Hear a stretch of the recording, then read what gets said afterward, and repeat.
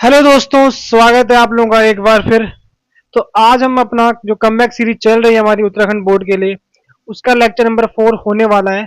तो फिलहाल पिछले कुछ रिसेंट डे में मैं थोड़ा बिजी था, इस कारण से लेक्चर अपलोड नहीं हो पाए। तो फिलहाल मैं कंटिन्यू कर रहा हूँ लेक्चर्स को अपलोड करना, कोशिश करूंगा कि सारे लेक्चर्स अपलोड हो सके आप लोगों के एग्जाम से पहले। बट थोड़ा डिफिकल्ट लग रहा है क्योंकि टाइम कम बचा है, लेकिन फिर भी अपनी साइड से मैं पूरा ट्राई करने वाला हूँ। तो लेक्चर के बारे में बात करते हैं कि आज हम क्या पढ़ने वाले हैं। तो जो आपका एनसीईआरटी का चैप्टर नंबर 3, ठीक है, चैप्टर नंबर 3 जो आपके पास है, दो चर वाले रेखिक समीकरण युग्म, यानी pair of linear equation in two variable, इसके आज क्वेश्चन देखने वाले हैं। इंपॉर्टेंट क्वेश्चंस जो आपके एग्जाम के लिए, जो आपका 27 को एग्जाम है उसके लिए जो इंपॉर्टेंट क्वेश्चन है आज हम उनको देखने वाले हैं। और काफी इजी क्वेश्चन आपके पास है, ज्यादा कुछ हार्ड क्वेश्चन नहीं है। तो लेक्चर में आगे बढ़ते हैं। जैसे कि आपने हमारा स्केड्यूल देखा होगा, तो पहले हमारा लेक्चर 1 हमारे पास था, त्रिकोणमिति का परिचय कर चुके हैं, त्रिकोणमिति के कुछ अनुप्रयोग कर चुके हैं, वास्तविक संख्या हम कर चुके हैं। आज हम कर रहे हैं दो चर वाले रेखिक समीकरण युग्म। वैसे करना तो 15 को था, लेकिन आज टाइम कम था हमारे पास, कुछ थोड़ा बिजी भी थे, उस कारण से ये लेक्चर आपके अपलोड नहीं हो पाए टाइम पर, उसके लिए सॉरी। तो हम लेक्चर में आगे बढ़ते हैं फिलहाल। ठीक है, अगर आप चाहते हो कि आपको उत्तराखंड बोर्ड के लिए आपको स्टडी मटेरियल मिल सके, तो आप इस ग्रुप को ज्वाइन कर सकते हो, जहां पर हम काफी सारा कंटेंट अपलोड करने वाले हैं उत्तराखंड बोर्ड के लिए, जो कि काफी ज्यादा यूजफुल आपके लिए होने वाला है। यहाँ पर आपको लेक्चर की पीडीएफ भी मिलने वाली है, जहां से आप डायरेक्टली क्वेश्चन को अटेम्प्ट कर सकते हो इन फ्यूचर, जब भी आप क्वेश्चन को ट्राई करना चाहते हो।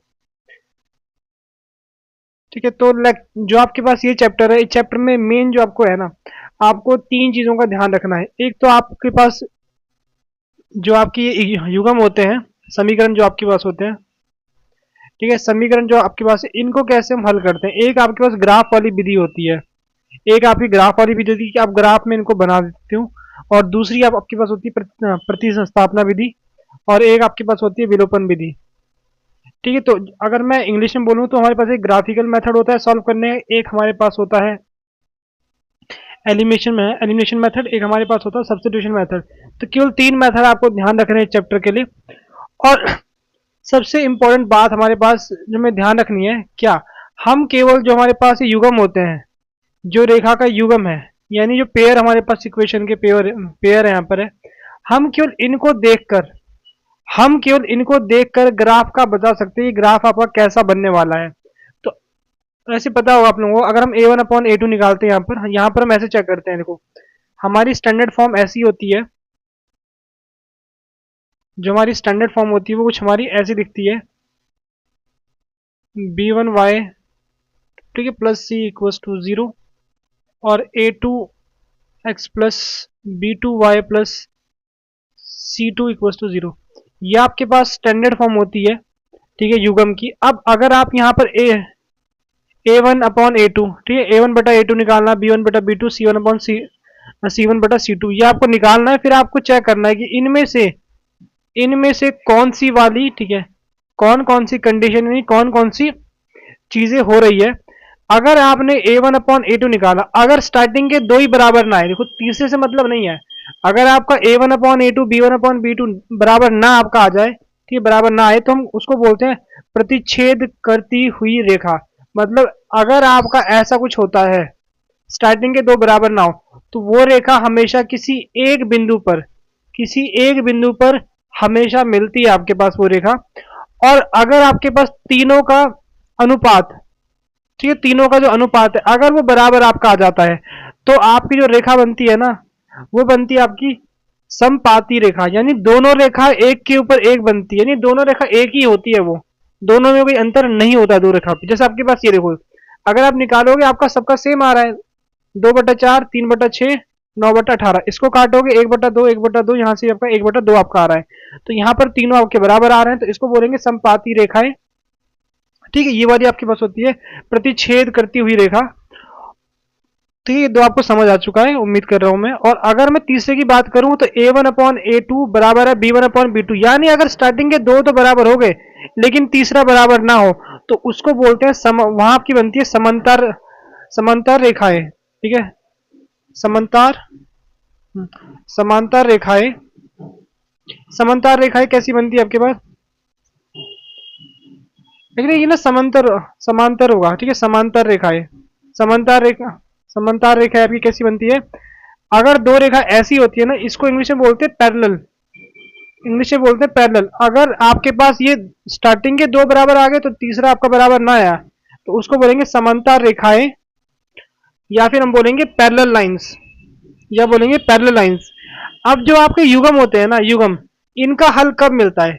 इनका हल तब मिलता है आपको जब रेखाएं आपस में काटती हो, या ठीक है, जब रेखा आपस में एक दूसरे को काटेंगे तभी आपका हल मिलता है। तो आपको दिख रहा होगा कि हमारे पास पहले दो में तो रेखाएं देखो मिल रही है, ठीक है, पहले दो में रेखाएं मिल रही है, तो यहां पर आपके पास क्या होता है, यहाँ आपका हल मिलता है, ठीक है, केवल एक हल मिलता है आपको यहाँ पर, एक जगह पर मिल रही है आपके पास यहाँ पर आपको पता है यहाँ हर बिंदु पे मिल रही है रेखा, रेखा हर बिंदु पे मिल रही है, तो इसको बोलेंगे अपरिमित रूप के अनेक हल, यानी इसके आपको अनेक हल मिलने वाले हैं। और यहां पर आपके पास रेखा मिलती नहीं है तो यहां बोलेंगे कोई हल नहीं है, कोई हल नहीं है। तो आप केवल ये इक्वेशंस को देख यानी युग्म को देखकर बता सकते हो कि उसका ग्राफ कैसा बनने वाला है, केवल युग्म को देखकर उसका ग्राफ बता सकते हो। और अगर आप युग्म को हल करना चाहते हो तो उसके आपके पास क्या होती है, एक तो ग्राफिकल विधि का पता लग गया आपको, एक आपकी होती है प्रतिस्थापना, ठीक है, प्रतिस्थापना विधि, एक आपकी होती है विलोपन विधि।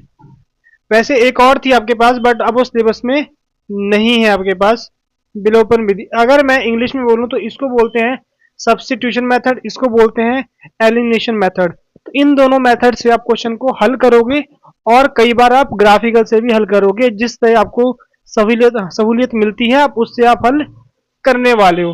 तो चलिए लेक्चर में आगे बढ़ते हैं, अपने क्वेश्चन शुरू करते हैं जहां से हमारा लेक्चर स्टार्ट होगा, ठीक है। तो ये आपके पास पहला क्वेश्चन, ठीक है, ये आपका क्वेश्चन। तो क्वेश्चन को हल करने से पहले आप लोग एक बार वीडियो को पॉज करना, क्वेश्चन को खुद से ट्राई करना, फिर आप लोग आगे बढ़ना, ताकि आप लोगों के साथ के साथ आपकी प्रैक्टिस होती रहे एग्जाम्स के लिए। तो पहले मैं आपको एक चीज बता दूं, जो आपके पास ये चैप्टर है ना, जो पार्ट नंबर 3 आपके पास है, यहाँ पर अगर आप सैंपल पेपर को देखोगे ना तो वहां पर आपके पास इस चैप्टर से जो आपके एमसीक्यूज हैं यानी बहु विकल्पीय क्वेश्चन आपके, और जो आपके असर्शन रीजन आपके पास है, कथन कारण वाले क्वेश्चन, वहां पर इस पार्ट से क्वेश्चन आने के चांसेस बहुत कम चांसेस है। आपको जो क्वेश्चन मिलेंगे वहां पर आपको एक स्टेटमेंट दी होगी, यानी आपको एक सेंटेंस लिखा होगा, फिर उससे आप यहाँ पर समीकरण बनाओगे, फिर उनको हल करोगे। ऐसे क्वेश्चन आने के बहुत ज्यादा चांसेस आपके पास है इस चैप्टर से। और दूसरी चीज आपको ध्यान रखनी है, जितने भी एनसीईआरटी में क्वेश्चन आपके पास है इस चैप्टर के, उन सबको देख लो कि कैसे आपको उनके लिए समीकरण बनाना है, क्योंकि बहुत हाई चांस मुझे लग रहा है कि एनसीईआरटी से ही आपके क्वेश्चन आने वाले, जहां पर आपको समीकरण बनाना पड़ सकता है इस चैप्टर से, और एक नंबर वाले क्वेश्चन आने के चांस थोड़े कम है। बट ऐसा नहीं है कि बिल्कुल नहीं है, बट हमने एक आधा क्वेश्चन लाया, क्योंकि जो आपका क्वेश्चन बैंक था ना वहां पर भी कुछ ज्यादा क्वेश्चन नहीं थे दे रखे, बहुत ही एक आधा क्वेश्चन दिया था, इसीलिए थोड़ा सा चैप्टर से आप उन क्वेश्चन पे ध्यान रखना जो आपके पास, जहां पर आपको समीकरण का युग्म बनाना पड़ता है। तो चलिए इसको पढ़ते हैं। ऑप्शन यहाँ पर केवल इंग्लिश में आपके पास है, वो शायद वहां हिंदी में गिवन नहीं थे। तो यहाँ पर हमारे पास दो समीकरण दे रखे हैं। अब ये क्या बोल रहा है कि देखो आपको युग्म दे रखा है, ठीक, किसका प्रतिनिधित्व प्रतिनिधित्व करता है, ठीक है, किसको रिप्रेजेंट करता है, हिंदी में थोड़ा सा अजीब हो रहा है, इंग्लिश किसको आपको रिप्रेजेंट करता है। तो पहले आप वही करोगे, आप यहाँ A1 देखोगे, A1 आपके पास है 3, ठीक है, A2 आपके पास है 6, B1 आपके पास है कितना 2, B2 कितना माइनस का 2 है, ठीक है, B2 कितना आपके पास है माइनस का 4, C1 कितना आपके पास, C1 है 5, C2 कितना आपके पास 10।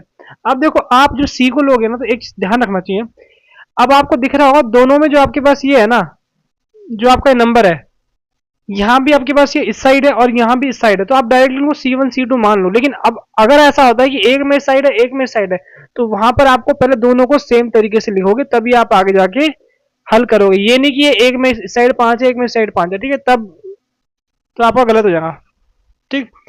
अब करते हैं, यहाँ पर निकालते हैं, ये कितना आपका आ रहा है, यार आपका 1/2, ये भी आपका 1/2, ये भी आपका 1/2 आ रहा है। तो आपके पास ये कैसी समपाती रेखा बन रही है, ठीक है, समपाती रेखा। तो संपाती रेखा को क्या बोलते हैं? इसको बोलते हैं एक्चुअल में ना संपाती रेखा, कोइंसिडेंट लाइन। ठीक है, इसको बोलते हैं कोइंसिडेंट लाइन, यानी ऐसी रेखा जो एक के ऊपर एक हो। उसमें हिंदी में लिखा है तो इसका आंसर आपका क्या होगा? ऑप्शन नंबर सी आपका आंसर होने वाला है। तो कुछ इस प्रकार से सिंपल से क्वेश्चन पूछे गए हैं क्वेश्चन बैंक पर। ठीक है, अब एक और, ठीक है, एक और क्वेश्चन आपके पास ये रहा।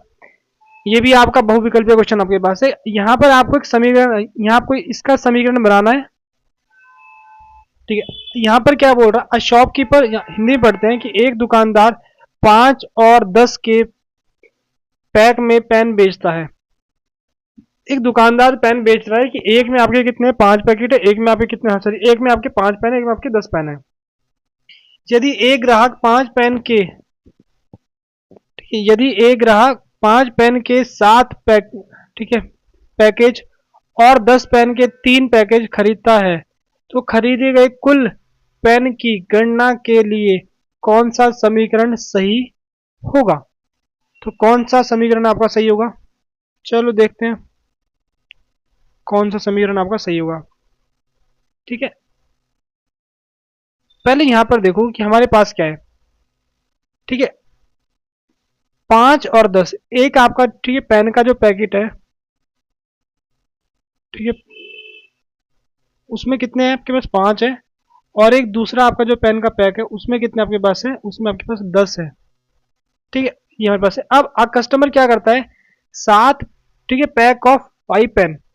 कस्टमर क्या करता है? 7 पैक लेता है, कौन से वाले? 5 पेन के लेता है। 7 पैक किसके लेता है? 5 पेन के लेता है। और साथ साथ में 3 पैक किसके लेता है? 3 पैक लेता है 10 पेन के। 3 पैक लेता है आपके पास 10 पेन के।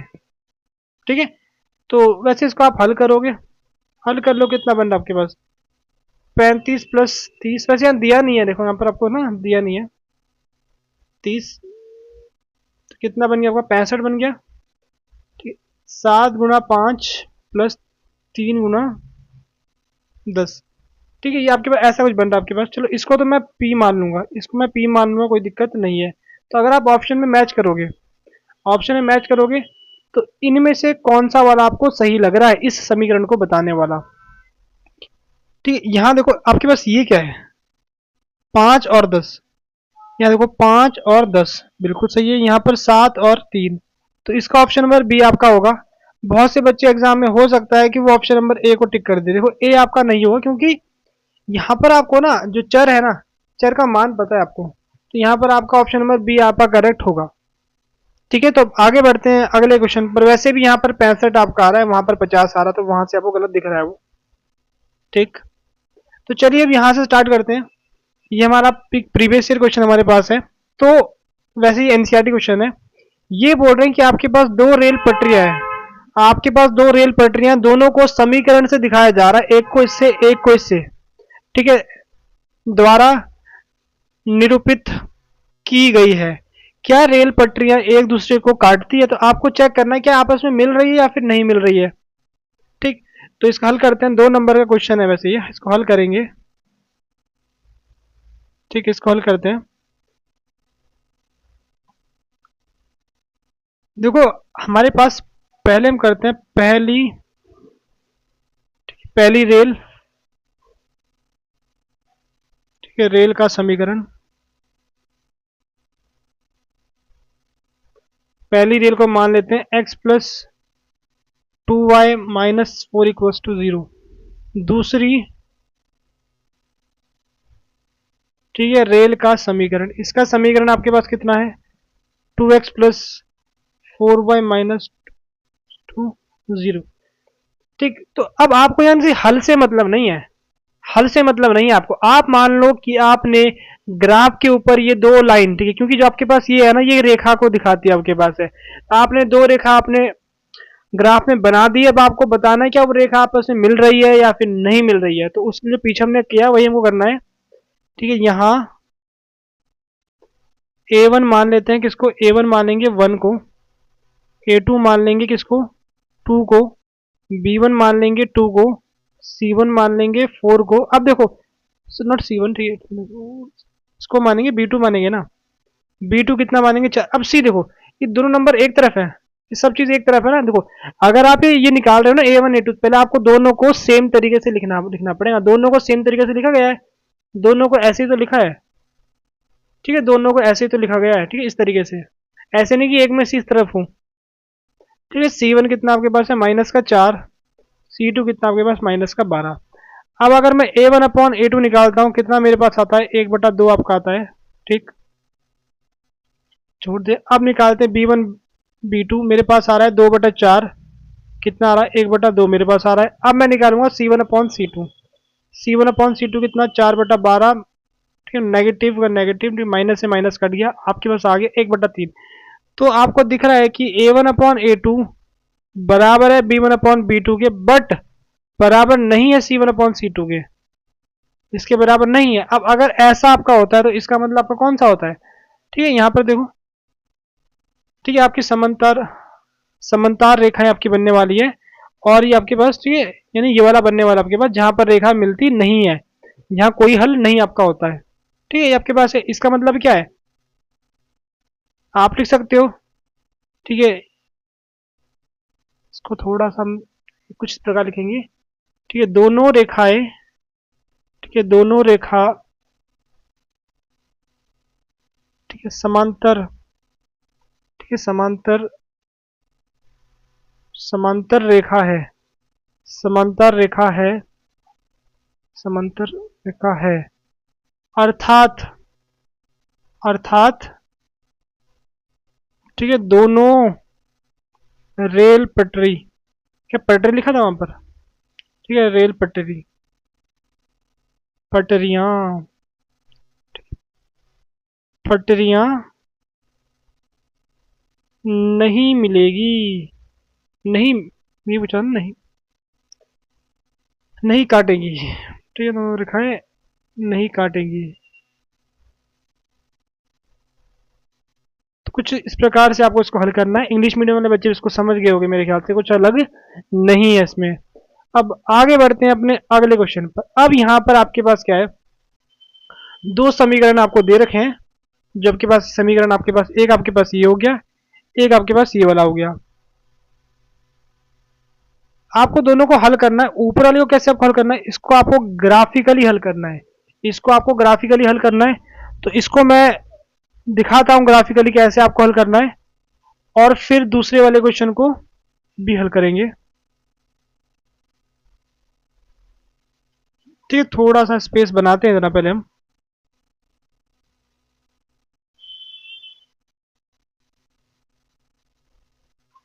पहले ग्राफ लेते हैं। यहाँ पर ग्राफ था हमारे पास, उसका उपयोग करेंगे हम,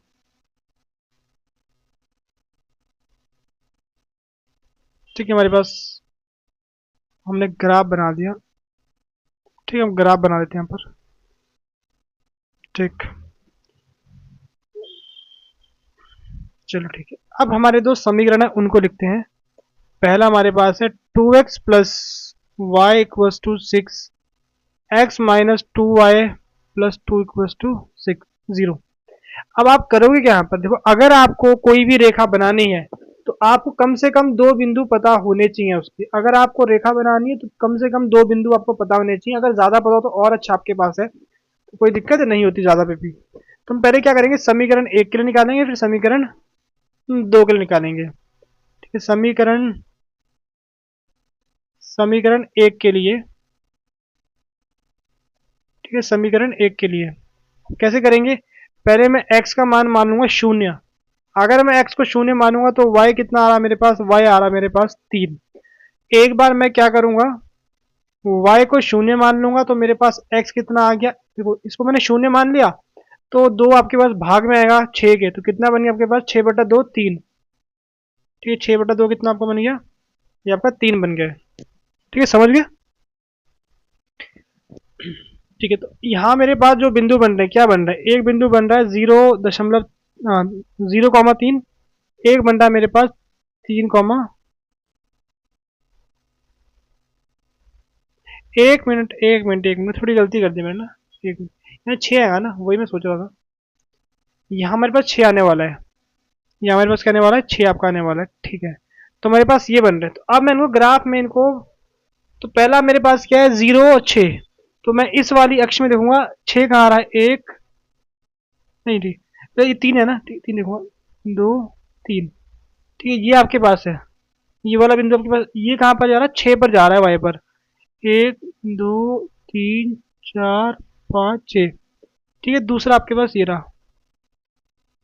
देखो आप चाहो एक से ज्यादा बिंदु भी आप कर सकते हो, ऐसा कोई जरूरी नहीं है कि आप इतने बिंदु करो, ठीक है, ये तो बस हल करने के लिए है बस।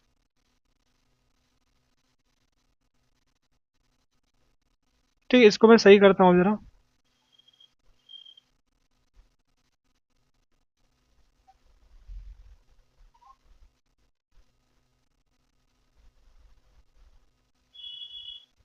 क्या हो गया ये,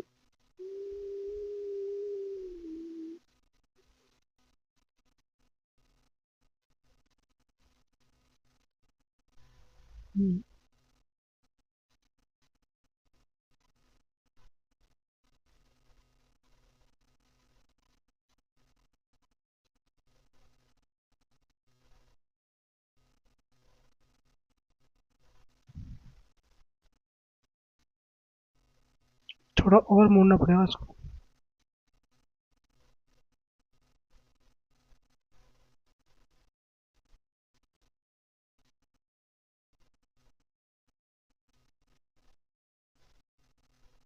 क्यों नहीं मुड़ रही है ये, एक मिनट, थोड़ा सही करता हूँ पहले इसमें। ठीक है, ये देखो हमारी बन चुकी है, पहली मेरी रेखा ये बन चुकी है। अब इसके आगे मैं इसका समीकरण लिख देता हूँ यहाँ पर, ताकि हमें पता रहे, 2x प्लस वाई बराबर आपका आ गया 6। अब मैं समीकरण दो के लिए, अब दो के लिए हल करेंगे। एक बार हम क्या करेंगे, दो में x को आप जीरो मान लो। अब अगर मेरे पास समीकरण दो में अगर मेरा x जीरो हो गया, तो मैं इसको उस तरफ ले जाऊंगा, फिर -2 से भाग कर दूंगा, तो मेरे पास y कितना आपका आने वाला, y आपका आने वाला है 1। 1 क्यों आया, देखो पहले दो को ले गए, दाईं तरफ ले गए, तो माइनस का 2 बन गया आपके पास, फिर -2 से उसको भाग दे दिया, तो आपके पास क्या हो गया, एक बच गया। अब एक बार अगर मैं y को जीरो मान दे दूं, तो मेरे पास x कितना आ रहा है, मेरे पास x आ रहा है -2। तो मेरे पास यहाँ जो निर्देशांक बन गए, क्या बन गए निर्देशांक, यहाँ बन गया 0, 0 और 1, यहाँ बन गया -2 और 0। अब इन निर्देशांकों को यहाँ पर हम डालने वाले हैं, तो पहले मेरे पास क्या है, 0, x में 0, यहाँ पर 1 है, तो यहाँ से ये रेखा पास होगी। दूसरी आपकी है -2 और 0, -2 आपका यहाँ पर है, ठीक है, तो ये कुछ बहुत छोटी रेखा बनने वाली है। चलो बनाएंगे इस रेखा को भी,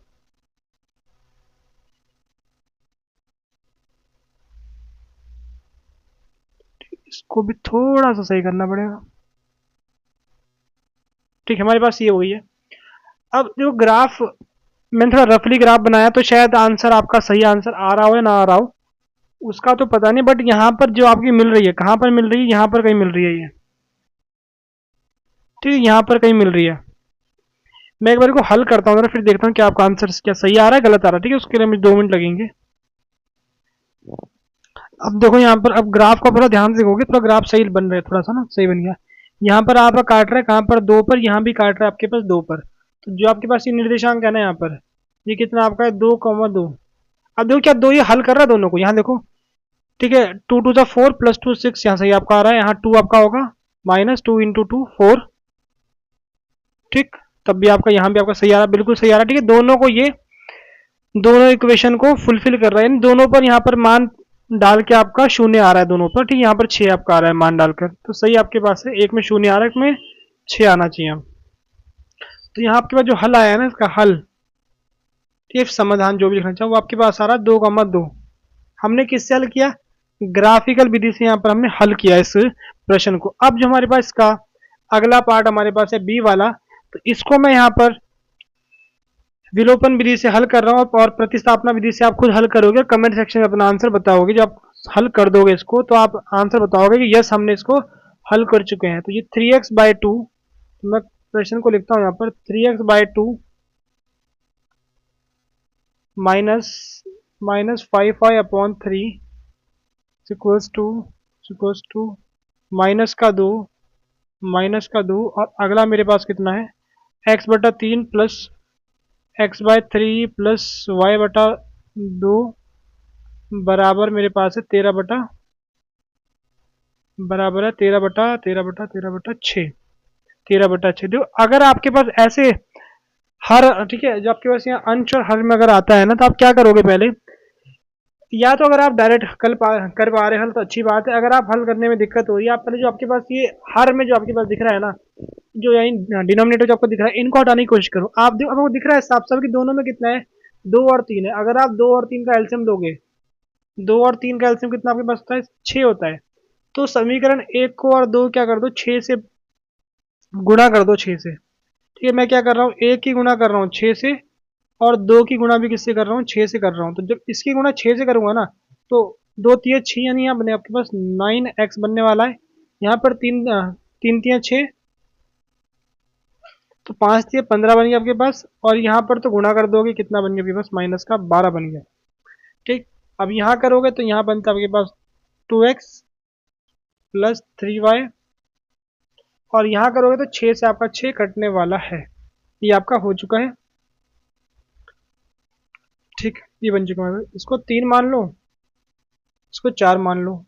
ठीक है, अब यहाँ से आप कौन सी विधि लगाना चाहोगे, ठीक है, जो आपका मन किया आप उस विधि को लगा दो, कोई दिक्कत की बात नहीं है। तो फिलहाल मैं यहाँ पर विलोपन विधि लगा रहा हूँ। तो मैं पहले इस यहाँ y, ठीक है, पहले मैं इनको हटाने की कोशिश करता हूँ, y वाले को। यहाँ पर है 3 और यहाँ पर है 15। मैं 3 को 15 कर सकता हूँ आसानी से, तो इसकी गुणा किससे कर दूंगा, 5 से गुणा करने वाला हूँ उसकी। तो बन गया 10, ये बन गया 15y। अब इसकी गुणा करूंगा, कितना बनने वाला मेरे पास, बन गया 65। और दूसरा आपके पास, आपको ऐसे इसको लिख दूं, -15y, यहाँ पर आपके पास आ गया -12। देखो पहले साइन आपके अलग अलग, ये तो अच्छी बात है, कुछ करने की जरूरत नहीं पड़ी आपको, इसको काट दोगे। ठीक है, इसको जब इसमें से आप हल करोगे तो मेरे पास, मेरे ख्याल से आपका आंसर आने वाला है 53। ठीक, यहाँ बन गया आपके पास 19x बन गया आपके पास। क्या 53 ही आपका आ रहा है, हाँ ठीक है 53 आपका आ रहा है। तो अब इसको आप इसमें से भाग दोगे 19। तो क्या कहीं कुछ मिस्टेक हुई है क्या,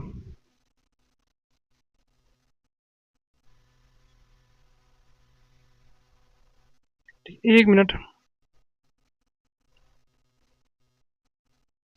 65 ये भी आपका सही है, -15 9x। ठीक, इसकी हमने गुणा करी है 5 से, ये भी सही हुआ है, 3x माइनस। इसका एक बार हल देखते हैं क्या इसका आंसर आ रहा है। ठीक है, तो एक्चुअल में गलती यहाँ पर हो गई है, उस टाइम लगा था कहीं इनकी गलती तो कर रहा हूँ, बट ये एक्चुअली आपका 10y आता आपके यहाँ पर ना, यहाँ आपका 10y आता, यहाँ आपका 10y आता, 10 ठीक है, फिर तो सब कुछ गलत हो गया, आगे मिटाना पड़ेगा, इसको मिटा देंगे, कोई दिक्कत नहीं है। ठीक है, थोड़ी मिस्टेक हो गई थी, चलो ठीक है। अब देखो आप कौन सी विधि लगा, मैं तो फिलहाल विलोपन ही लगा रहा हूँ यहाँ पर। तो क्या करूंगा, देखो इसकी गुणा कर दूंगा 3 से, इसकी गुणा कर दूंगा 10 से, ये करना पड़ेगा मुझे यहाँ पर। यहाँ बनेगा आपका, ठीक है, 9 × 27, ये बनेगा 30। ठीक है, ये बनेगा आपके पास -36। अब इसकी गुणा करेंगे, यहाँ बनेगा 20x, इसकी गुणा करेंगे तो 30y, इसी गुणा करोगे तो आपका बनने वाला 130। ठीक है, अब इनको आप काट सकते हैं आसानी से। यहाँ कितना बन गया आपके पास, ठीक है 47। अब इन दो को जब आप माइनस करोगे तो आपका बनने वाला है 94। ठीक, क्योंकि देखो पहले तो 130 में से 30 गया, कितना बचा, 100 बच गया, 100 में से आपका 6 गया, आपके पास बच गया 94। तो एक्स कितना आपका आ रहा है, एक्स आ रहा है आपके पास 94/47। आपका आंसर कितना आपका आ गया, आंसर आपका आ गया 2। अब इस 2 के मान को आप यहाँ पर समीकरण 3 में डाल दो, या कहीं भी डाल, यहाँ डाल देते हैं 4 में डाल देते हैं। ठीक है, मैं 4 में डाल रहा हूँ इसको, 3y यहाँ आपका आ गया 13। इसको करोगे कितना आपका हल आ रहा है, ये आपका 4 आएगा, 4 को वहाँ भेज दोगे तो आपका बनने वाला 3y बराबर आपका आ गया 9। और यहाँ से y कितना आपका आ गया 9/3, y आपका आ गया 3। ठीक, कुछ आपको इस तरीके से इसको हल करना था, बस छोटी सी मिस्टेक हो गई थी वो। बस गलतियों का ध्यान रखना, आप इजीली इसको ट्राई कर सकते हो। और इसी, ठीक है, प्रश्न को आप लोग एक बार प्रतिस्थापना विधि से भी आप हल करना, और कमेंट सेक्शन में बता देना कि डन हम कर चुके हैं इस विधि से। तो आगे बढ़ते हैं अपने अगले क्वेश्चन पर। ठीक, चलो ठीक है, उसको छोड़ो, आप इस क्वेश्चन को आप, हाँ चलो वो ठीक है, इस क्वेश्चन को आप खुद से ग्राफिकल विधि से हल करोगे।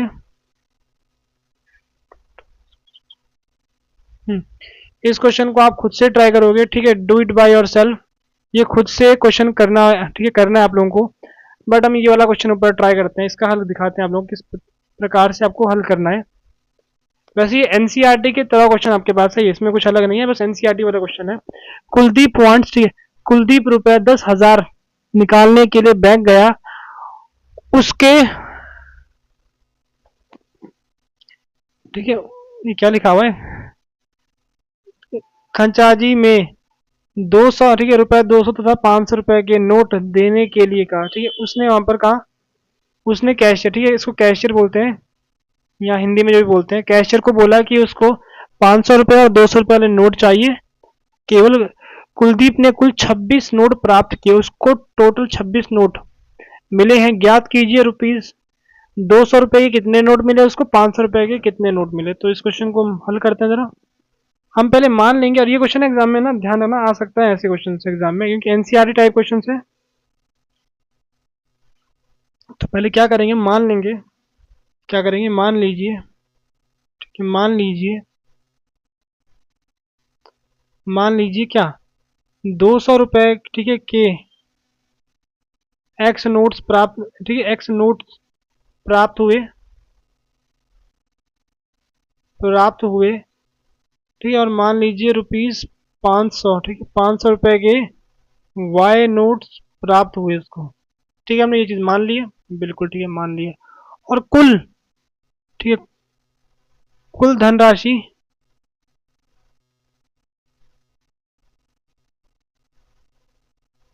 ठीक, कुल धनराशि कितनी है उसके पास,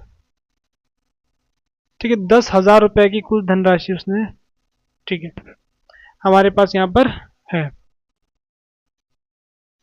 ठीक है। और नोट, कुल नोट, ठीक है, नोट 26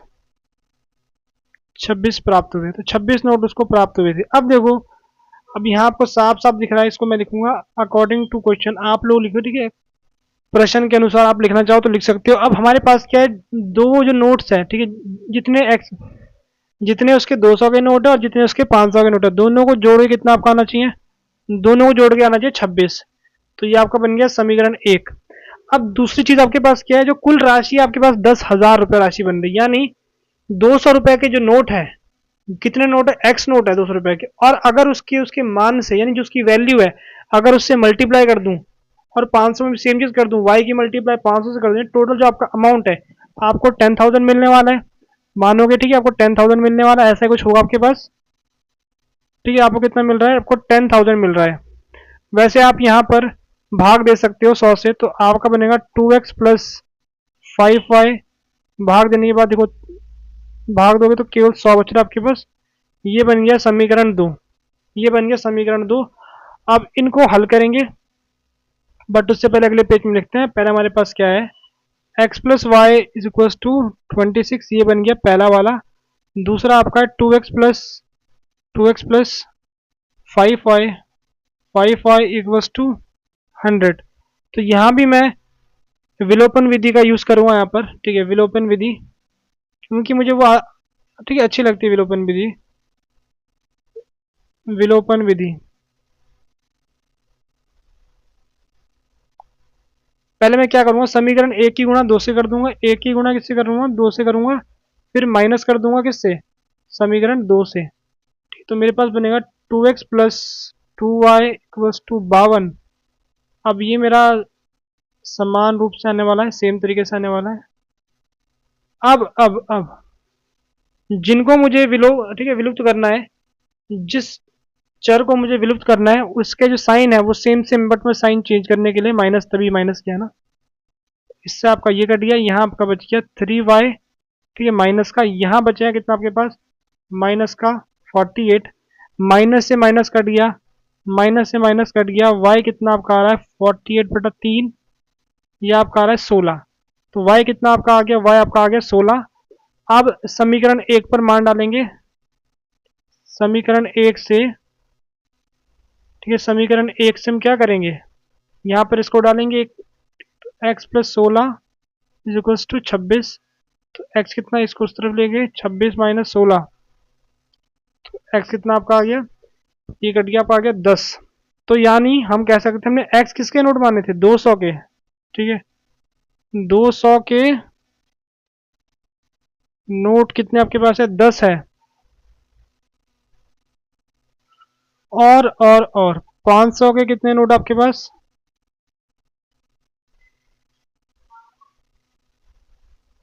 ठीक है 16 नोट है।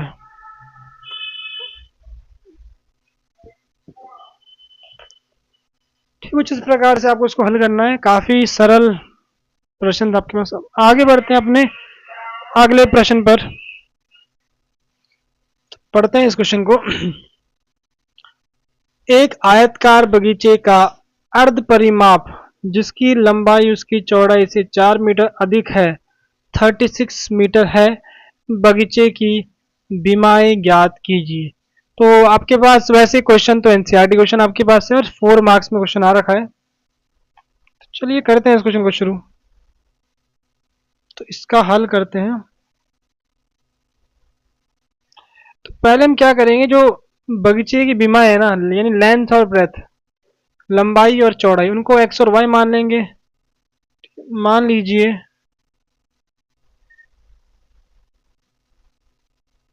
कि हमारे पास क्या,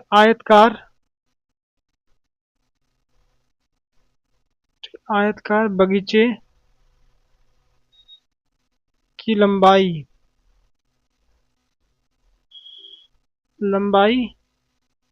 x मीटर है और चौड़ाई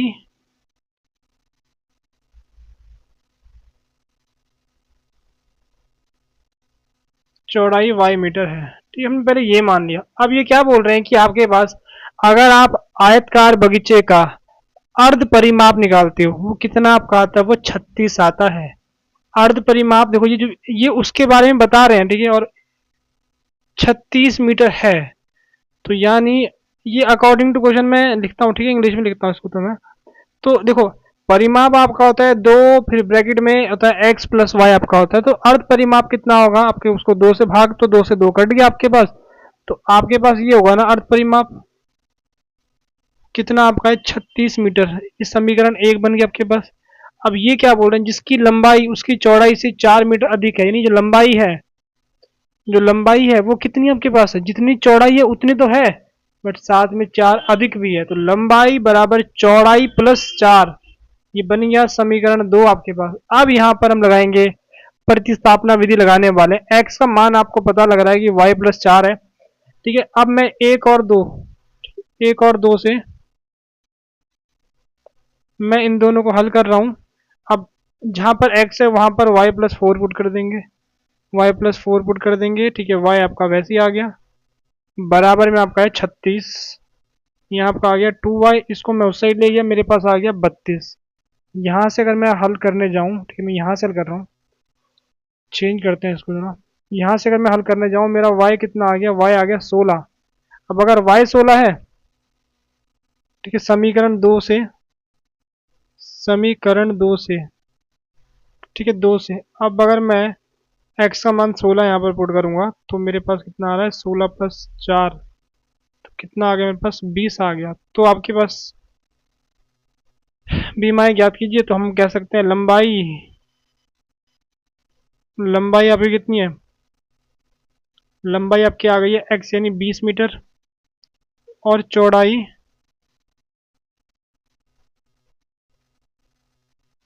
कितनी आपकी आ गई है, ये आपकी आ गई है 16 मीटर। ठीक है, आप एग्जाम में प्रॉपर लास्ट में एक सेंटेंस लिखना।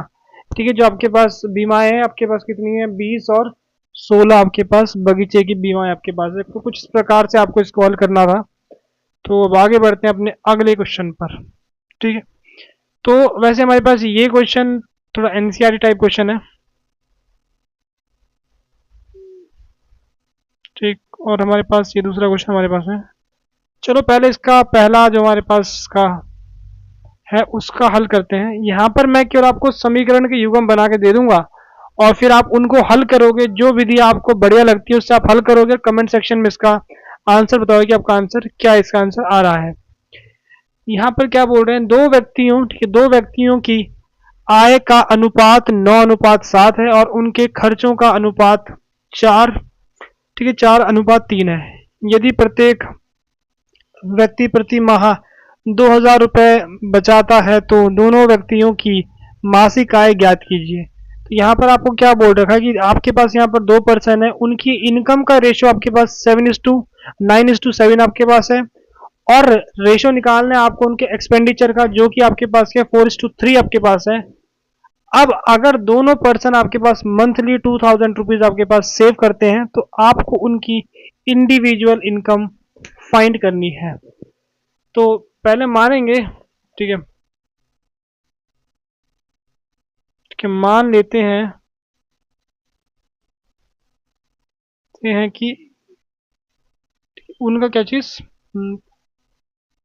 आय आय 9x और 7x है, हमने ये मान लिया। ठीक, सेम तरीके से, ठीक है, मान लेते हैं कि उनका जो खर्चा है, ठीक है,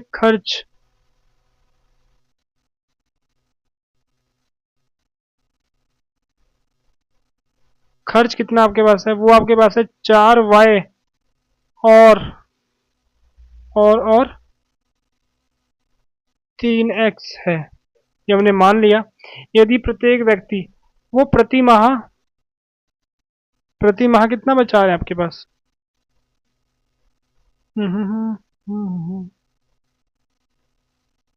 ठीक है, प्रति माह 2,000 रुपए की बचत हो रही है। ठीक है, कितनी आपकी हो रही है बचत, आपकी हो रही है 2,000 रुपए की बचत हो रही है, इतनी बचत प्रति माह आपकी हो रही है। तो हम कह सकते हैं क्या चीज, अब देखो कोई इंसान इतना कमा रहा है, इतना खर्च कर रहा है, इतना बचा रहा है, तो हम कह सकते हैं क्या चीज, 9x - 4y बराबर आपका हो गया 2,000। ये बन गया समीकरण पहला। ठीक है, सेम तरीके से हम कर सकते हैं, जो कमा रहा है उसमें से खर्चे को माइनस कर दोगे, ये बन गया आपका समीकरण 2।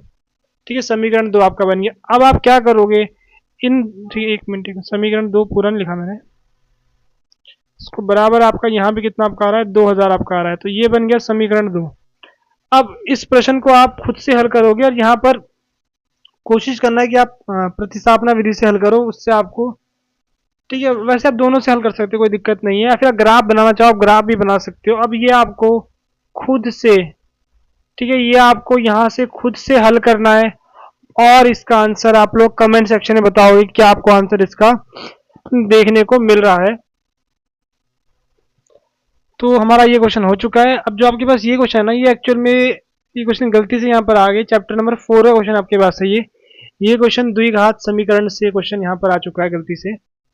तो इसको अभी तो हम हल नहीं करने वाले, इसको हम जब चैप्टर नंबर 4 यानी द्विघात समीकरण जब उसको हल करेंगे तो उस समय इस क्वेश्चन को हम हल करने वाले हैं। छोटी सी मिस्टेक की वजह से क्वेश्चन आ चुका है यहाँ पर, इसको छोड़ो, हम आगे बढ़ते हैं। अगला प्रश्न हमारे पास ये रहा, ठीक है, सिंपल प्रश्न है, इसको क्या आप खुद से हल कर सकते हो,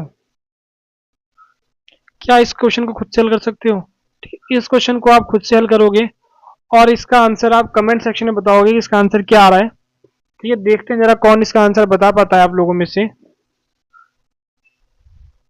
ठीक है, हम इस क्वेश्चन को हल करते हैं। ये क्वेश्चन आपके पास एनसीईआरटी क्वेश्चन है, ठीक है, ये हमने प्रीवियस ईयर से नहीं, हमने कहाँ से उठाया, ये हमने एनसीईआरटी की बुक से लिया है क्वेश्चन। ठीक है, वैसे जिन बच्चों को एनसीईआरटी की फुल फॉर्म पता है ना, वो लोग एनसीईआरटी की फुल फॉर्म जरा कमेंट सेक्शन में बताना, जरा देखूं मैं भी क्या एनसीईआरटी की फुल फॉर्म पता है आप लोगों को। ठीक है, इन क्वेश्चन को, ठीक, इस क्वेश्चन में पहले आपको मैं आइडिया बता दूं। ठीक है, जैसे आपने क्लास 5वीं में पढ़ा हुआ, हम 5वीं में पढ़ते थे, क्या पढ़ते थे 5वीं क्लास में, ऐसा पढ़ते थे, हमें टीचर बताता कि ये लो 5 4 5 ये हमारे पास है, इस नंबर को खोल के लिखो जरा। हम इसको ऐसे लिखते थे खोल के, 4 की गुणा 10 से करते थे, 5 की गुणा किससे करते थे, एक, ऐसे कुछ करते थे हम। अगर मैं बोलूँ आपको कि आप इसको करो तो आप करते थे 9 गुणा 10 प्लस 5 गुना 1, हम ऐसा कुछ करते थे। तो आपको दिख रहा होगा हम क्या करते हैं, जो भी संख्या है ना उसके स्थान से गुणा कर देते हैं। तो 9 की गुणा 10 से कर दिए, 5 की गुणा 1 से कर दी, वो इकाई पे था, वो आपके पास कहां पर 10 पे आपके पास था। तो कुछ इस तरीके से हम नंबर को लिखते हैं। यहाँ पर इसी कॉन्सेप्ट का यूज हम करते हैं, यहाँ पर इसी कॉन्सेप्ट का हम यहाँ पर यूज करते हैं। यहाँ पर लिखा हुआ है दो अंकों की संख्या का, ठीक है, दो अंकों की संख्या के अंकों का योग। तो पहले मानेंगे क्या चीज, ठीक है, मान लीजिए कि इकाई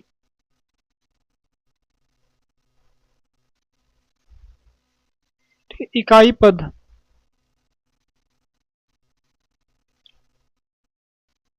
इकाई पद पर x है। मान लीजिए कि धाई धाई पद पर y है। थोड़ा स्पेलिंग थोड़ा सा हिंदी में गलत हो गई ना, उसे करते हैं। तो धाई की स्पेलिंग क्या होती है, चेक करते हैं ना। ठीक है, धाई हम ऐसे लिखते हैं, दो हाई ऐसे लिखते हैं धाई। अब जो बच्चे इंग्लिश मीडियम, पहले मैं उनको बताता हूँ। ठीक है, इकाई का मतलब होता है वंश और धाई का मतलब आपका होता है टेंस वाला। तो इकाई, ढाई, सैकड़ा, हजार, 10,000 ऐसा सुना होगा आप लोगों ने। ठीक है, इकाई का मतलब पहला वंश डिजिट और ढाई का मतलब आपकी टेंस डिजिट। अब जब आप इन क्वेश्चनों को हल करोगे, ठीक है, पहले हम मूल अंक की बात करते हैं। मूल अंक ही बोलते हैं ना इसको, मूल अंक, मूल संख्या। ठीक है, मूल संख्या। ठीक है, मूल संख्या आपके पास क्या है, 10x प्लस वाई आपके पास मूल संख्या है। ठीक है, मूल संख्या आपके पास ये हो चुकी है। अब जब जब बात आपके पास किसकी होगी, अंकों की बात होगी, तो अंक की जगह पर आपको क्या करना है, एक्स और वाई का इस्तेमाल करोगे। जब बात होगी अंक की तो आप यहाँ पर एक्स वाई का यूज करोगे। जब बात होगी संख्या की तो फिर आप इसका यूज करोगे। बस इस बात का आपको ध्यान रखना है। अंक का मतलब आपके पास ये होगा, और जब बात होगी संख्या की तो आपको उस समय इसका यूज करना है। और अगर जो इंग्लिश मीडियम वाले बच्चे हैं तो आपको ध्यान रखना है, जब जब क्वेश्चन में बात होगी डिजिट्स की, ठीक है, डिजिट्स की, तो इसका मतलब है आप एक्स और वाई में ऑपरेशन लगाओगे। जब बात होगी नंबर की फिर आप यहाँ पर 10x प्लस वाई का यूज करने वाले हो। जब बात होगी डिजिट्स की तो आप एक्स वाई का यूज करोगे। जब बात होगी नंबर की फिर आप इसका यूज यहाँ पर करने वाले हो। इस बात का आपको यहाँ पर ध्यान रखना है चीजों का। ठीक है, अब क्वेश्चन को मैं आगे, ठीक है, आगे हल करते हैं क्वेश्चन को। अब यहाँ पर क्या बोल रहे हैं, दो अंकों की संख्या के अंकों का योग किसका करना है, अंकों का योग करना है। ठीक है, तुम कह सकते हैं अकॉर्डिंग टू क्वेश्चन अंकों का योग, यानी मैं x प्लस वाई का योग करूंगा ना। कितना मेरे पास आ रहा है, मेरे पास आ रहा है 9। इस संख्या को, ठीक है, इस संख्या को, किसको, संख्या को 9 से, ठीक है, का 9 गुना, संख्या का 9 गुना कर दो। किसका, संख्या का 9 गुना कर दो तो आपका क्या आता है, इस संख्या का 9 गुना संख्या के अंकों को पलटने से बनी संख्या का 2 गुना होता है।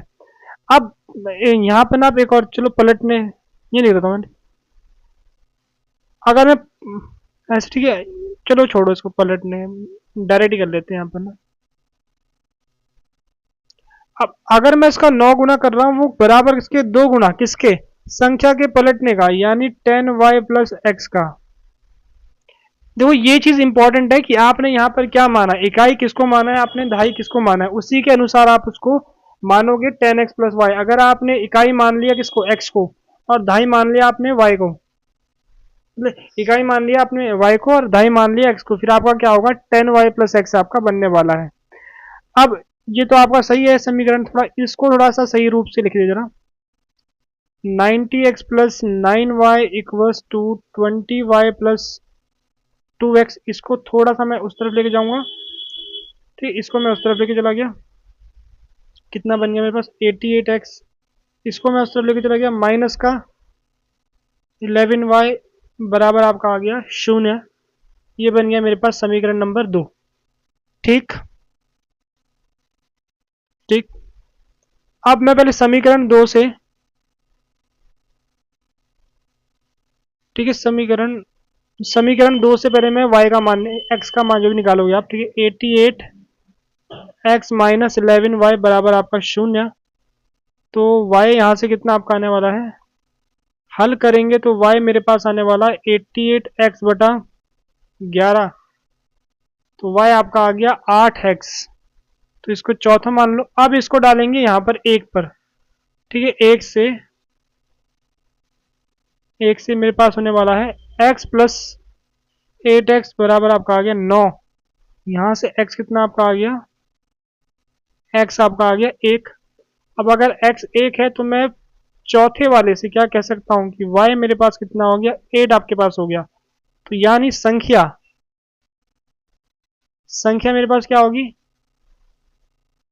10 गुणा 8 प्लस 1 गुणा 1, यानी 80 प्लस 1 81। तो मेरे पास संख्या क्या होगी, 81 आपके पास आ चुका है आंसर। तो कुछ इस प्रकार से इस क्वेश्चन को हल करना था। इंग्लिश मीडियम वाले बच्चे देख सकते हो, बहुत सिंपल तरीके से हमने बताया। पहले हमने डिजिट्स को अज्यूम किया, फिर नंबर माना, फिर अकॉर्डिंग टू जो क्वेश्चन दिया था हमने उन चीज़ों को यहाँ पर in the form of equation हमने रिप्रेजेंट कर दिया, कुछ अलग नहीं किया। ठीक है, आपको समझ आ रहा होगा, उम्मीद कर सकता हूँ मैं। तो चलिए अगला क्वेश्चन शुरू करते हैं अपना। बट इसमें यहाँ पर दो क्वेश्चन आपके पास है, बट जो पहला ये क्वेश्चन आपके पास है, ये क्वेश्चन अब सिलेबस में नहीं है। ऐसे क्वेश्चन सिलेबस से कट चुके हैं। ध्यान नहीं, क्वेश्चन क्यों कटे, क्योंकि ना इसमें आपके पास कुछ ऐसी फॉर्म बनती है, ऐसी कुछ फॉर्म बनती है, अगर करोगे ना तो 1/x+y ऐसा कुछ बनता है आपके पास। तो इन फॉर्म को पहले आपको स्टैंडर्ड फॉर्म जो आपके पास होती है ना, ये वाली, कौन सी वाली, ax+by+c पर इस फॉर्म में कन्वर्ट करना पड़ता है। ठीक है, तो ऐसे वाले क्वेश्चन, कन्वर्ट वाले क्वेश्चन कट हो चुके हैं सिलेबस से काफ़ी पहले ही। तो ये क्वेश्चन भी गलती से आज आ गया यहाँ पर। तो हम क्या करते हैं, हम अगला क्वेश्चन करते हैं इसका। हम इसमें दो क्वेश्चन आपके पास है, तो पहले क्वेश्चन को भूल जाओ, ठीक है, इसको कुछ ऐसा मान लो। तो चलिए इस क्वेश्चन को हम ट्राई करते हैं। तो यहाँ पर क्या बोल रहे हैं, किसी भिन्न के अंश और हर दोनों में दो जोड़ दिया जाए तो वह 9/11 हो जाती है। यदि किसी भिन्न के अंश और हर दोनों में दो जोड़ दिया जाए तो वह 9/11 हो जाती है। यदि अंश और हर दोनों में 3 जोड़ दिया जाए तो वह 5/6 हो जाती है। अब यहाँ बात करें, अब fraction becomes 9/11 if 2 is added to both the numerator and denominator. If 3 is added to both numerator and the denominator, it becomes 5/6. Find the fraction. तो पहले जो हमारे पास भिन्न है, ठीक है, पहले मानेंगे क्या चीज, अंश और हर। ठीक है, मान लीजिए कि अंश अंश x है और हर y है। मैंने यहाँ पर क्या माना आपके पास, एक माना डिनोमिनेटर, मैं थोड़ा लिख देता हूँ इंग्लिश में। मैंने माना न्यूमरेटर जो हमारे पास है उसको हम x मान रहे हैं, और डिनोमिनेटर को हम क्या मान रहे हैं, उसको हम y मान रहे हैं। अब क्वेश्चन में क्या बोल रहा है आपके पास यहाँ, ठीक है, अब हमारे पास ये भिन्न, हमारे पास ये हुआ x/y। अगर आप क्या कर दो, दोनों में दो जोड़ दो, अगर आप ऊपर नीचे दो जोड़ दोगे तो जो आपके पास ये भिन्न है, भिन्न कितना बन जाता है आपका, 9/11 बन जाता है आपके पास। यानी 1 + 2, 11 से गुणा कर दोगे, उस तरफ हम 9 से गुणा करने वाले हैं, y+2। इसको थोड़ा सा हल करेंगे तो यहाँ हमारे पास आ गया 22 + 2 9y+18 11x माइनस 9y। इसको मैं उस तरफ ले गया तो -4। इसको समीकरण 1 मान लेंगे। अब समीकरण 2 कैसे बनाएंगे, अगर आप क्या करते हो, 3 को जोड़ दोगे दोनों में, अगर आप दोनों जगह 3 जोड़ दोगे, ठीक है, प्रश्न के अनुसार कर रहे हो, तो कितना बन रहा है आपका, 5/6 बन जा रहा है फ्रैक्शन। ठीक है, उसको मैं यहाँ आगे सॉल्व कर रहा हूँ। ठीक, यहाँ से मैं यहाँ जा रहा हूँ। तो ये 6x+3 = 5y+3, ये 6x+18 = 5y+15। तो ये हमारे पास हो गया 6x माइनस 5y। इसको मैं उस तरफ लेके चला गया तो कितना आ रहा मेरे पास, -3। तो ये बन गया समीकरण 2। और ये बन गया समीकरण 1। अब इन दो को आप हल करोगे, समीकरण 1 और 2 को हल करोगे और इसका आंसर बताओगे कमेंट सेक्शन पर, क्या आपको आंसर मिल रहा है। ठीक है, तो हमने यहाँ तक कर दिया। अब हल आपको खुद से करना है। ठीक है, आप आसानी से हल कर सकते हो। आप कोई भी विधि लगाओ, जिस विधि से आपको आसान क्वेश्चन लगता है आप उस विधि से हल कर सकते हो। स्लाइड एक्स्ट्रा ऐड हो गई यहाँ पर, इसको डिलीट कर देते हैं। ठीक है, अब आगे बढ़ते हैं अगले क्वेश्चन पर। ये क्वेश्चन हमारे पास क्वेश्चन बैंक से उत्तराखंड के, इस क्वेश्चन को भी हल करते हैं। ठीक है, क्वेश्चन में क्या बोल रहा है, a farmer wishes to enclose a rectangular farm using 400 metre of fencing if the length of the farm is 20 meter more than its width, find the dimension of the farm। अब हिंदी में पढ़े एक बार, तो एक किसान 400 मीटर तार का उपयोग करके एक आयतकार खेत का घेरना घेरना चाहता है। यदि खेत की लंबाई और चौड़ाई लंबाई उसकी चौड़ाई से 20 मीटर अधिक है तो खेत की बीमाएं ज्ञात करें। तो हमने ऐसा क्वेश्चन पीछे हल किया था ना। देखो ये क्वेश्चन आप खुद से हल करोगे। ठीक है, ये भी आप खुद से हल करने वाले हो। इसका आंसर आप लोग कमेंट सेक्शन में बताना, बट मैं थोड़ा रफली इसको बता रहा हूँ आपको। देखो यहाँ हमने एक पीछे क्वेश्चन किया था ना, जहाँ पर आपको अर्ध परिमाप दिया था, यहाँ पर आपको परिमाप दे रखा है 400 मीटर का उपयोग करना। तो हम कह सकते हैं क्या, 2x+y। ठीक है, एक को मान लेंगे लंबाई, एक को मान लेंगे चौड़ाई। कितना आपके पास आ रहा है, 400 आ गया आपके पास। x+y कितना आपके पास आ गया, ये आपके पास आ गया 200। इसको मैं मान लूंगा समीकरण 1। तो फिलहाल मान लो मैं इसको लंबाई मान रहा हूँ, इसको मैं क्या कर रहा हूँ, इसको मैं चौड़ाई मान रहा हूँ। ठीक है, लंबाई x होगी, चौड़ाई आपके पास क्या हो गई, y आपके पास हो गई है। यदि खेत की लंबाई कितनी, चौड़ाई से 20 अधिक है, ये होगा। तो ये तो लगभग सेम वैसे लग रहा है, सेम क्वेश्चन हमें वैसे लग रहा है ना। ये देखें जरा कहाँ है। हाँ, लगभग सेम क्वेश्चन आपका ये वैसी क्वेश्चन है। ठीक है, लगभग ये वैसी क्वेश्चन आपके पास है। तो एनसीईआरटी क्वेश्चंस, ठीक है, ये एनसीईआरटी तो नहीं है बट ये एनसीईआरटी के जैसा लगभग क्वेश्चन आपके पास है।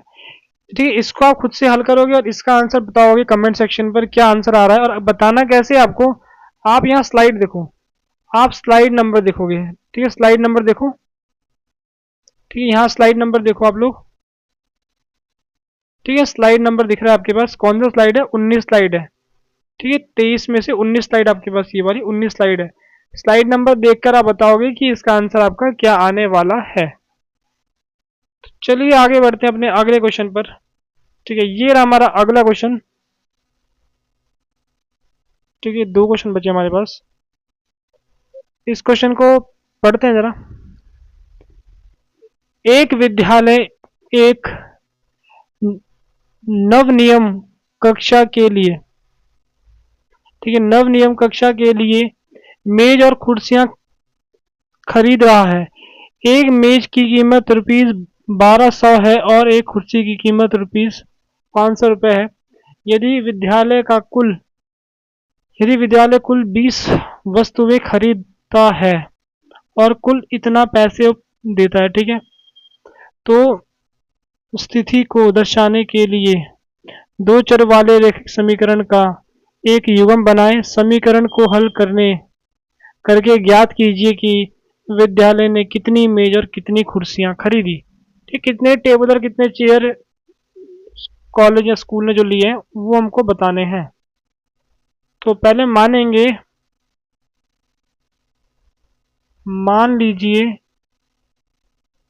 कि विद्यालय विद्यालय ने विद्यालय ने क्या किया, एक्स, क्या हो रहा है अभी, क्या हो रहा है, विद्यालय ने क्या किया, एक्स कुर्सी,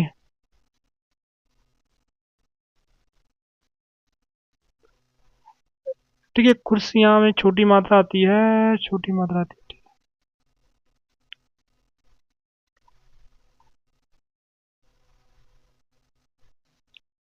कुर्सियां खरीदी, ठीक, खरीदी है। और सेम तरीके से वाई मेज मेज खरीदे हैं। ठीक। अब यहाँ पर क्या बोला कि एक मेज की कीमत 1200 है। एक, पहले कुर्सी की बात करते हैं। कुर्सी की कीमत कीमत कितनी आपके पास है? 500 रुपये है। एक मेज मेज की कीमत कितनी आपके पास है? 1200 रुपये एक मेज की कीमत यहाँ पर। वो 12,000 बन गया, बड़ा महंगा मेज हुआ था। ठीक। यदि विद्यालय कुल 20 वस्तुएं खरीदता है, विद्यालय ने टोटल 20 वस्तुएं खरीदी, तो हम कह सकते हैं प्रश्न के अनुसार विद्यालय ने जितनी कुर्सी ली उतने उसने बोली कितना हमारे पास आया? हमारे पास आया 20। यानी समीकरण एक। जो हमने पीछे वो था ना क्वेश्चन किया था, वहां पर एक आदमी होता बैंक से पैसे लेता है, तो ये लगभग वैसी क्वेश्चन आपके पास है, कुछ अलग नहीं है। और टोटल कितना? कुल इतनी धनराशि। ठीक है। खर्च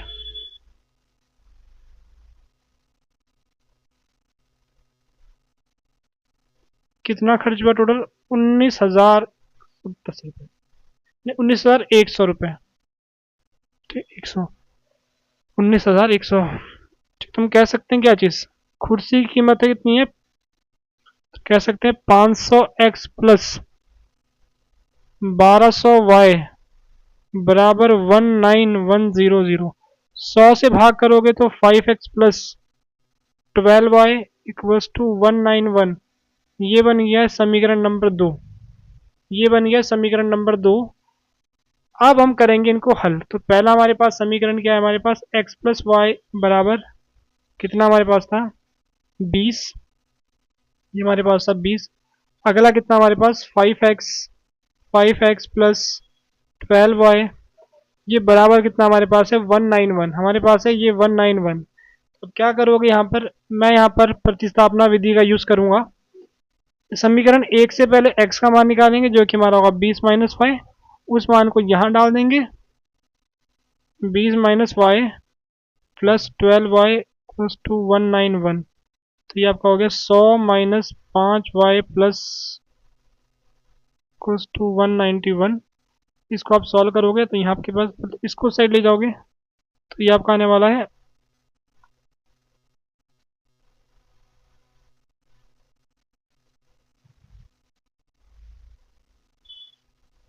ठीक है 91। तो यहाँ पर आपका आने वाला है 7 वाई, और वाई आपका आ गया 91/7। तो 13 7 है। ठीक है। तो वाई कितना आपका आ गया? वाई आ गया आपके पास 13। इसको समीकरण 3 नाम दे देते हैं। ठीक है, 3 से मैं इसका मान डालूंगा यहाँ पर 13। तो एक्स कितना मेरे पास आ गया? एक्स आ गया 7। तो कुल कुर्सियां 7 ली या खरीदी, ली लिखते ठीक है, खरीदी। ठीक है, खरीदी है। और कुल मेज कितने मेज लिए हैं? 13 खरीदे हैं। तो कुछ इस प्रकार से इसको आपको हल करना था। उम्मीद करता हूं आपको समझ आया होगा। तो चलिए अब शुरू करते हैं अपने केस स्टडी क्वेश्चन। हमारे पास यहाँ पर 2 केस स्टडी क्वेश्चन है, हम उनको डिस्कस करने वाले हैं आप लोगों के साथ। तो पहला केस स्टडी क्वेश्चन आपके पास ये रहा। इसका सॉल्यूशन करते हैं हम लोग। ठीक, इसको पढ़ते हैं जरा। अ रेलवे, इसको हिंदी पहले इंग्लिश में पढ़ लेते हैं। A railway ticket counter sells 2 types of ticket, one for adults and one for children. The total cost of 2 adult tickets and 3 children tickets is rupees 100. The cost of 3 adult tickets and 2 children tickets is rupees this. ठीक है। ये question देखा सा लग रहा है। ठीक है, शायद इसी टाइप का क्वेश्चन सीबीएसई में एक बार पूछा गया था। तो चलिए इसको सॉल्व करते हैं। पहले यहाँ पर हमें क्या बोल रहे हैं कि एक रेलवे टिकट हमारे पास जो है, ठीक है, रेलवे टिकट काउंटर दो प्रकार के टिकट बेचता है, एक वेस्को के लिए और एक मतलब ये अडल्ट होता है, जो लोग बड़े लोग होते हैं जैसे 19-20 साल से जो बड़े लोग हैं उनके लिए, और एक हमारे पास इसके लिए बच्चों के लिए बेच रहा है। ठीक है, दो वयस्क टिकट और तीन बच्चों के टिकट का कुल मूल्य इतना है। तीन वयस्क टिकट और दो बच्चों का टिकट की कीमत ₹1200 है। ठीक है, तो हमें क्या बोल रहे हैं कि आपको समीकरण, ठीक है, समीकरण के उसके रूप में आपको इसको लिखकर दिखाना है। तो चलिए वही करते हैं, पहले समीकरण के रूप में पहले हम क्या मानेंगे, हम मानेंगे कि एक जो बच्चा है ना, एक बच्चे की टिकट का मूल्य, एक बच्चे के टिकट का मूल्य मूल्य ₹X, ठीक है, X है, ये मान लेते हैं। ठीक है, और उसी तरीके से एक वयस्क वयस्क के टिकट का मूल्य मूल्य ₹Y है। ठीक, हमने ये मान लिया। ठीक है, अब क्वेश्चन में आपको ना दो प्रकार की आपको परिस्थितियां दे रखी है। पहले बोल रहे हैं कि अगर आपके पास दो वैसे आपके पास होते हैं और तीन बच्चे होते हैं, तो हम क्वेश्चन के अनुसार, ठीक है, हम पहला पार्ट कर रहे हैं, जो पहला पार्ट आपके पास है ना उसी का ये हल हो रहा है आपके पास, पहले पार्ट का हल हो रहा है। यानी दो वैसे है, यानी टू की मल्टीप्लाई कर देंगे वाई से, और बच्चे कितने आपके पास है, तीन बच्चे हैं, तो कितना आपका आंसर, आपका 100 आ रहा है। और अगर तीन वैसे आपके तीन हो जाए, यहाँ आपका एक्स आएगा, वैसे अगर तीन हो जाए और आपके पास बच्चे कितने हो जाए, बच्चे दो हो जाए, बच्चे यहाँ पर क्या है, दो है, तो कितना आपका मूल्य आ रहा है, आपका 120 आ रहा है मूल्य। ठीक, ये आपके पास आ रहा है आंसर। ठीक है, अब इन दो को, ठीक है, वैसे हल तो नहीं करना, पहले यही बोला हुआ है फाइंड द टू लीनियर, आपको दी गई स्थितियों को दर्शाने वाले रेखिक समीकरण बनाए, हमने बना दिए, पहला पार्ट हमारा हो चुका है। अब find the cost of each adult and each, अब आपको इनको हल भी करना है। अब इनको हल हल भी करना, क्या करोगे, ठीक है, कैसे आप इसको हल करोगे वो देखो।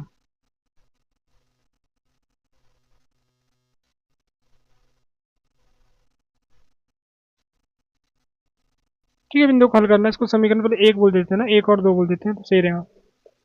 अब इन्हें हल कुछ बताया नहीं कौन सी विधि लगानी है। अच्छा, यहाँ बोल रखा है विलोपन विधि, विलोपन विधि हम पहले क्या करेंगे, इस वाले की गुणा कर देते हैं तीन से, जरा इसी गुणा तीन से कर देंगे, इसी गुणा दो से कर देंगे। तो मैं क्या कर रहा हूँ, पहले वो लिख देता हूँ मैं पहले वाले की गुणा, ठीक है, पहले की गुणा मैं किससे कर रहा हूँ, तीन से कर रहा हूँ, और माइनस कर रहा हूँ दूसरे की गुणा दो से कर रहा हूँ। तीन से करूँगा तो मेरे पास बनेगा 6y प्लस 9x, यहाँ बन गया 300। इसकी गुणा करूँगा दो से तो मेरे पास बन रहा है कितना, 6y प्लस 4x, दो से गुणा कर रहा हूँ तो 240। देखो इनके जो है ना, मैं चिन्ह बदलने पड़ेंगे, ये तो आपका कट रहा है, ये आपका साफ साफ कट रहा है। अब यहाँ पर देखो 5x, ठीक है, ठीक है 5x, और यहाँ पर आपके पास कितना आने वाला है 60, तो x कितना आपका आ गया, x आपका आ गया 12, x आपका आ गया 12। अब हम क्या करेंगे, x को निकाल दिया, x का मान समीकरण एक में डाल देंगे, ठीक है, एक में डाल देंगे, एक से, तो वहाँ 2y प्लस 3x है ना, 3x है, x की जगह पर 12 पुट करेंगे, जहाँ पर x है वहाँ 12 पुट कर दो, जहाँ पर x है वहाँ 12 पुट कर देंगे। बराबर में कितना आपका आ रहा है, बराबर में आपका है 100, बराबर में आपका है 100, तो ये आपका हो गया 2y प्लस 36 बराबर 100, 2y 64 आपका आ गया, तो y कितना आपका आ गया, y आपका आ गया 32, y आपका आ गया 32, ठीक ठीक, y 32 आ गया। तो फिर आपको मिल गया x और y का मान आपको मिल गया, जो भी क्वेश्चन में बोला आपके पास, ठीक है, जो आपके पास बच्चे हैं, बच्चे की जो टिकट है, बच्चे का जो टिकट है, चलो पहले ठीक से लिखते हैं इसको। बच्चे का टिकट, टिकट का मूल्य कितना आपके पास है? बच्चे का था आपके पास 12। और दूसरा हमारे पास क्या था? व्यस्क, व्यस्क के टिकट का मूल्य ₹32 आपके पास होने वाला है। ठीक है, अब इसका तीसरा पार्ट देखते हैं। समीकरण की सुनगनता की जांच कीजिए। आपको इसका कंसिस्टेंसी बतानी है। Determine the consistency of the system of equation. देखो ये, देखो अगर मैं स्टार्टिंग में लेके जाऊँ ना, आप लोगों को स्टार्टिंग शुरू में जाते हैं, शुरू में ये, ठीक है।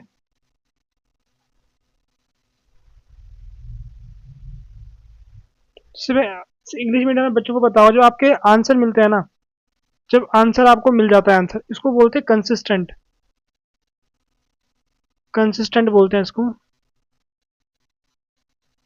जब आपको किसी भी समीकरण का हल मिलता है उसको बोलते हैं कंसिस्टेंट।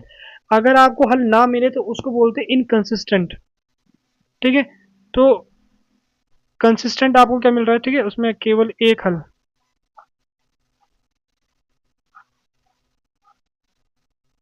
सबके पास यहाँ पूछा है इन्होंने कि determine the consistency of the system of equation, समीकरणों की सुगंधक सुगंधता की जांच कीजिए, सुगंधता की जांच कीजिए। वैसे मैं थोड़ा इसको इंग्लिश में लिखना चाहूंगा कि क्या बोलना चाहेंगे हम इसको, क्या बोल सकते हैं, इक्वेशंस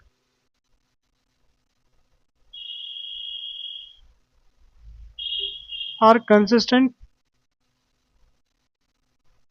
एंड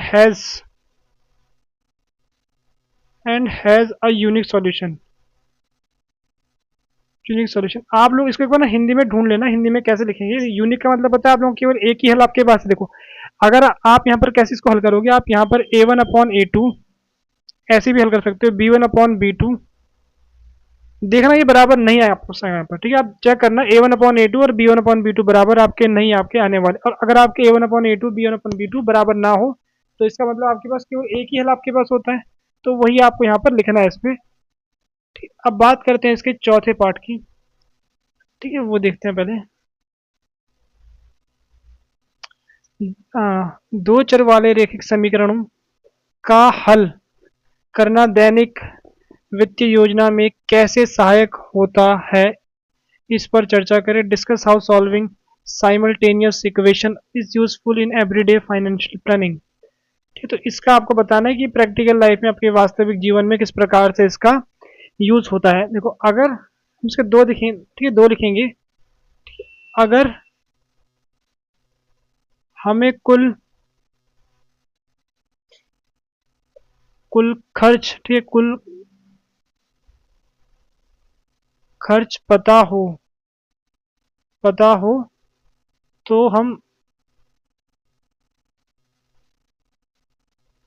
अलग अलग अलग अलग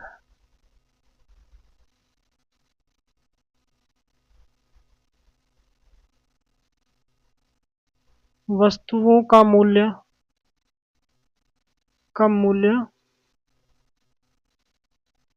पता कर सकते हैं।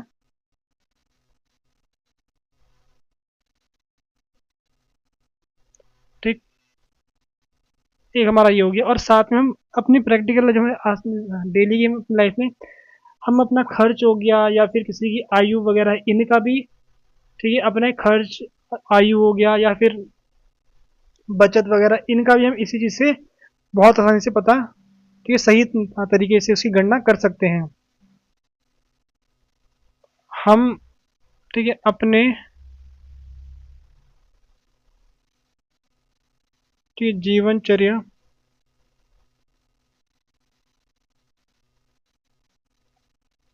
जीवनचर्या में आयु, ठीक है, बचत और अन्य अन्य अन्य क्या लिख सकते हैं?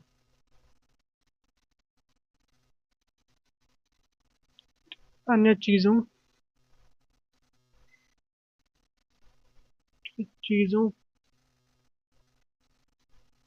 की